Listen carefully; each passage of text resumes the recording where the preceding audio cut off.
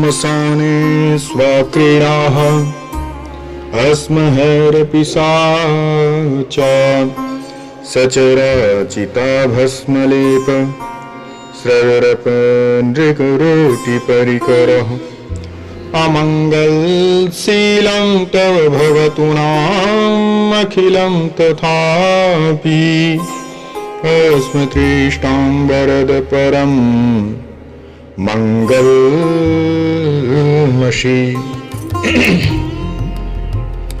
हर हर महादेव। मैं आचार्य रुद्रेश्वरन आप सभी को अभिवादन करता हूं। श्री शिव महापुराण कथा के क्रम में आज चौथा अध्याय चंचुला की शिव कथा सुनने में रुचि और शिवलोक गमन।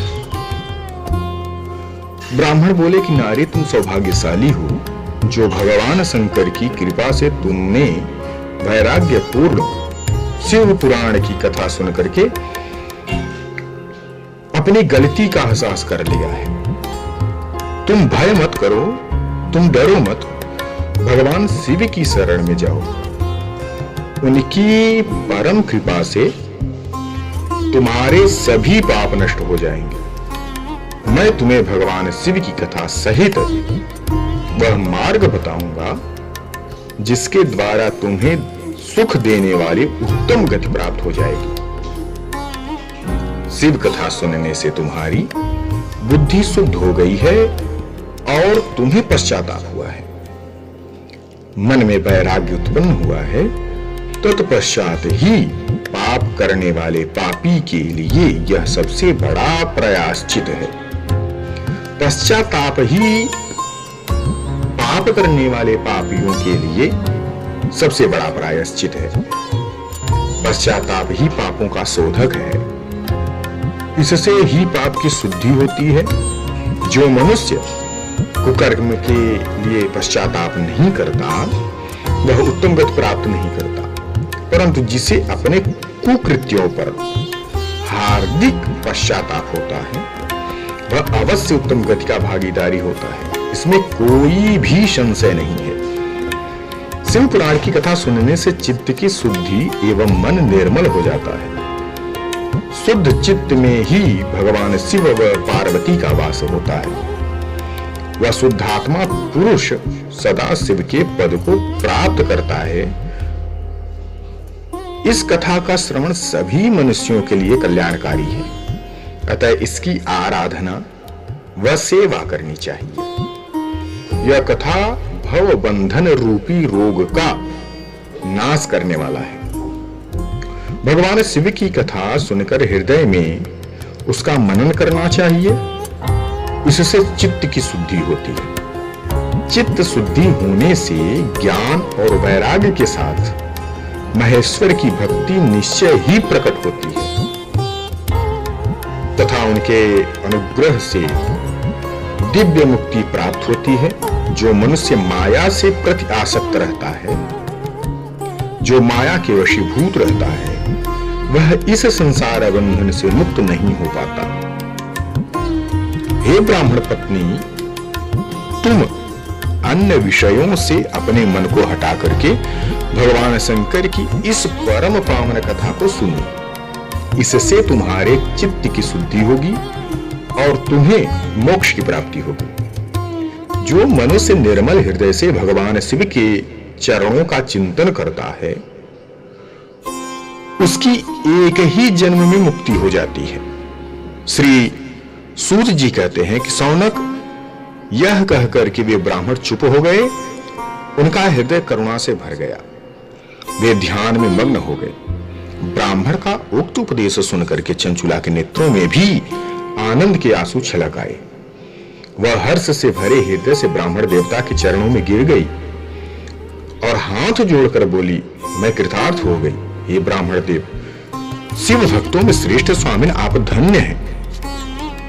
आप परमदर्शी हैं और सदा परोपकार में लगे रहते हैं। हे साधु, मैं नरक के समुद्र में गिर रही हूं, कृपा करके मेरा उद्धार कीजिए।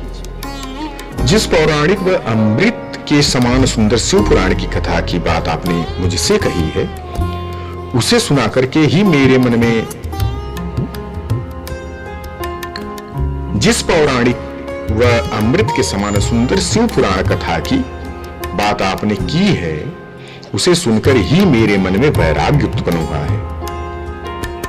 उस अमृतमयी शिव पुराण कथा को सुनने के लिए मेरे मन में बड़ी श्रद्धा हो रही है। कृपया आप मुझे सुनाइए। सूत जी कहते हैं कि शिव पुराण की कथा सुनने की इच्छा मन में लिए हुए चंचला उन ब्राह्मण देवता की सेवा में ही रहने लगी। उसे गोकर्ण नामक महाक्षेत्र में उन ब्राह्मण देवता के मुख से चंचुला शिव पुराण की भक्ति, ज्ञान और वैराग्य बढ़ाने वाली और मुक्ति देने वाली उस परम उत्तम कथा सुनकर की कृतार्थ हो गई। उसका चित्त शुद्ध हो गया। वह अपने हृदय में शिव के सगुण रूप का चिंतन करने लगी। वह सदैव शिव के चिदानंदमय स्वरूप का स्मरण करती। तत्पश्चात अपना समय पूर्ण होने पर चंचुला ने बिना किसी कष्ट के अपना शरीर त्याग दिया। उसे लेने के लिए एक दिव्य विमान वहां पहुंचा। यह विमान शोभा साधनों से सजा था एवं शिव गौरों से सुशोभित था। चंचुला विमान से शिवपुरी पहुंची। उसके सारे पाप धुल गए। वह दिव्यांगना हो गई। वह गौरांगी देवी मस्तक पर अर्धचंद्र का मुकुट व दिव्य आभूषण पहने हुए शिवपुरी पहुंची। वहां उसने सनातन देवता त्रिनेत्रधारी महादेव शिव को देखा। सभी देवता उनकी सेवा में भक्ति भाव से उपस्थित थे। उनकी अंग कांति करोड़ों सूर्य के समान प्रकाशित हो रही थी। 5 मुख और हर मुख में 3 नेत्र थे। मस्तक पर अर्धचंद्राकार मुकुट शोभायमान हो रहा था। कंठ में नील चिन्ह था। उनके साथ में देवी गौरी विराजमान थी, जो विद्युत पुंज के समान प्रकाशित हो रही थी।